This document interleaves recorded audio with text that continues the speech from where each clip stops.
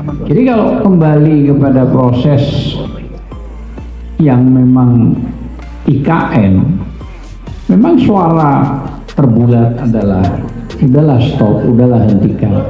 Masuk di akal itu. Kenapa? APBN sudah jebol 72,5 triliun. 72,5 triliun digunakan. Walhasil juga nggak jelas. Dan ini akan mau minta kembali kepada APBN. Wah, hancur ini. Dan investor sampai detik ini juga nggak ada tuh. Nggak jelas juga investor.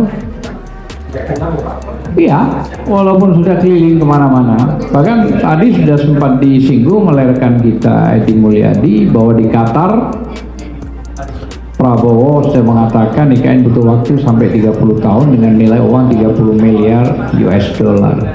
Bukan sedikit itu, uang dari mana itu?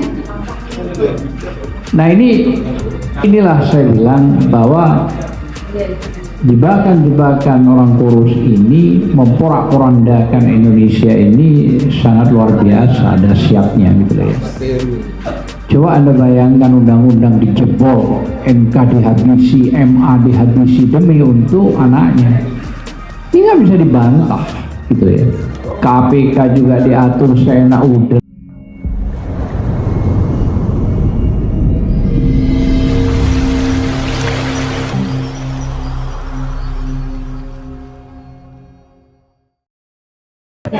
Assalamualaikum warahmatullahi wabarakatuh. Perjalanan narasumber tadi itu sudah cukup penuh dan padat sebenarnya yang disampaikan. Saya hanya mencoba untuk mengingat kembali sejarah orang kurus yang bisa melululantahkan negara. Ya, coba kita pikir begini lah ya. Mulai dari dia menjadi wali kota, dia pakai gerbong PDI.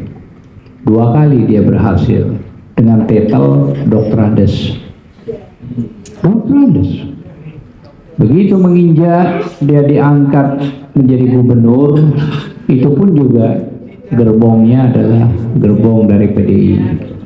Dan sudah mulai menggeser insinyur. Ya. Nah, selanjutnya dinaikkan menjadi presiden gerbong PDI 2 kali, bahkan terjadi di dalam itu persoalan yang sangat serius. Dia mau 3 kali, rupanya Bu Mega nggak mau. Cuman begini, masa iya ya PDI sebegitu besar itu dirapuhkan dengan cara permainan si kurus ini gitu, maksud saya. Ini saya kadang-kadang bagaimana ya PDI ini ya, saya bilang sangat rapuh gitu ya, tidak berani memecat padahal ada ADART-nya, anaknya juga masuk, ya kan, menantunya juga masuk. Nah sekarang dikencingin lah istilahnya. Bagaimana ya, saya kadang-kadang di mana letak ya, maksud saya itu di mana letak marwahnya seorang Megawati dan PDI kok tidak berani gitu loh ya melakukan upaya dan langkah padahal ada ADART-nya. Sekarang malah berkembang kembali, seorang sekjennya juga sudah diperiksa, ya kan, dengan menyita HP-nya, tidak mengembalikan hasto. Nah ini saya bilang bahwa sangat luar biasa. Ibarat anak kehilangan orang tua, diangkat, dibesarkan mulai dari bayi sampai besar, malah bukan cuman berkhianat dan mengkhianati, tapi sudah lebih dari itu. Jadi kalau kembali kepada proses yang memang IKN, memang suara terbulat adalah udahlah stop, udahlah hentikan. Masuk di akal itu. Kenapa? APBN sudah jebol 72,5 triliun. 72,5 triliun digunakan. Walhasil juga nggak jelas. Dan ini akan mau minta kembali kepada APBN. Wah, hancur ini.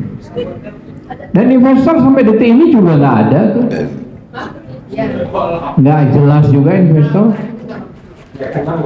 Iya, walaupun sudah keliling kemana-mana. Bahkan tadi sudah sempat disinggung oleh rekan kita Edi Mulyadi bahwa di Qatar Prabowo sudah mengatakan IKN butuh waktu sampai 30 tahun dengan nilai uang 30 miliar US dollar. Bukan sedikit itu, uang dari mana itu?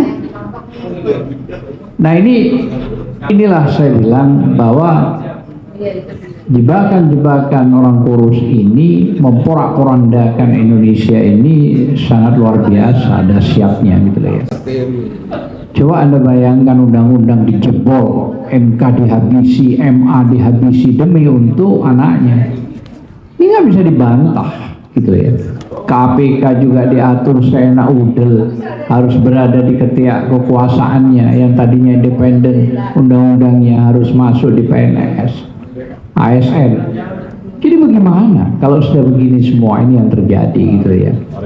Jadi tidak ada cara lain, mungkin bukan kita mengatakan tidak cukup kuat dengan TPUA. TPUA ini sudah melakukan terobosan yang super gila, dahsyat.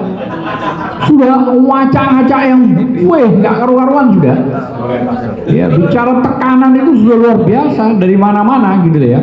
Tapi sampai detik ini juga TPUA ya malah lebih gede sekarang di belakang gambarnya dibuat nih. Jadi harapan kita bukan cuma TPUA, kalau ada lembaga-lembaga yang lain bersatu, maksud saya itu tujuan utamanya.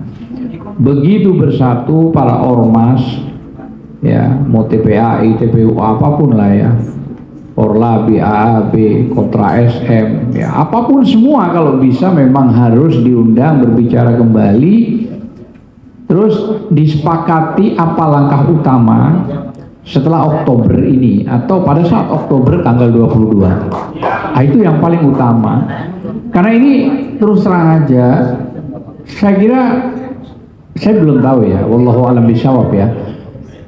Apakah Prabowo sebagai presiden akan mengikuti keinginan Joko Widodo? Saya kok kurang yakin. Makanya pergerakan-pergerakan secara positif, secara konstitusional itu harus berkumpul kembali. Silakan Ustadz Ahmad Kozinuddin dan rekan-rekan yang lain juga mengumpulkan di satu tempat untuk diundang, bentuk diskusi atau apa, cari sebuah kesepakatan apa yang akan dilakukan langkahnya, baik itu perdata, baik itu laporan pidana, baik itu tindak pidana korupsi. Karena dengan cara ini baru bisa kita melihat bahwa benar rakyat ini bukan cuma dikibulin, tapi rakyat ini melawan gitu ya. Jadi kalau tidak, selamanya kita ini mau dijadikan apa? Jadi kalau bisa kalian lihat partai yang begitu besar saja dilecehkan, dihianati, apalagi rakyat dibegoin semua, dibohongin semua dengan cara-cara yang begini gitu ya. Ya wallahu a'lam bishawab lah. Mudah-mudahan kekuatan ini bukan cuma didukung dengan intelektual kita, tapi intelektual ini diberi petunjuk oleh Allah Subhanahu wa taala. Itu yang paling utama. Tanpa kekuatan Allah, terus terang saja melawan kekuasaan yang begitu dahsyat ini, kok sepertinya menurut saya ya pribadi memang kurang kuat gitu ya. Tapi begitu Allah turun dengan cara-cara mungkin sudah mengumpulkan doa begitu banyak dari habaib, kiai, ustadz, ulama atau para aktivis yang terhianati, insya Allah mungkin akan benar-benar terjadi. Kenapa? Saya melihat di negara Indonesia ini punya banyak rahmat berkat yang Allah berikan, di kiai banyak, ustadz banyak kok. Masa digituin oleh satu keluarga ini loh, maksud saya dibuat bukan cuma sekedar ugal-ugalan gitu ya, dibuat seenaknya gitu loh. Dan yang aneh gitu loh ya, maksud saya kita melakukan satu hal yang positif dalam bentuk konstitusi, kita yang diambil, kita yang diproses. Bagaimana coba, logika apa yang bisa kita kalau cara kayak gini gitu loh ya. Nah ini yang kita takutkan gitu ya. bahwa azab Allah itu turun justru kepada rakyat nanti kenanya, bukan kepada mereka. Kalau kepada mereka ya bismillah, sudah nggak apa-apa gitu loh. Mungkin inilah persoalan yang harus kita bangun dengan rekan-rekan LSM, para pakar hukum dan semua untuk berkumpul. Karena kalau kita bicara IKN itu nilai hukumnya juga masih bingung, nilai politiknya juga masih rendah, sehingga wajar kalau investor itu bingung. Kenapa kalau sudah investor masuk sekarang sudah Prabowo, apa Prabowo sama dengan model Jokowi? Belum tentu. Belum lagi nanti para dayak-dayak ini yang merasa punya hak wilayah, tokoh-tokoh ini akan mengganggu, karena 6.000 sekian hektar itu bukan sedikit, kan begitu. Pasti itu akan terjadi masalah. Dan saya dengar pekerja-pekerja yang di sana itu dikejar monyet-monyet katanya. Saya nggak tahu apakah itu benar. Apa mungkin ada hubungannya dengan kasus hanya monyet? Saya nggak tahu juga itu. Saya kira mungkin itu. Terima kasih. Assalamualaikum warahmatullahi wabarakatuh.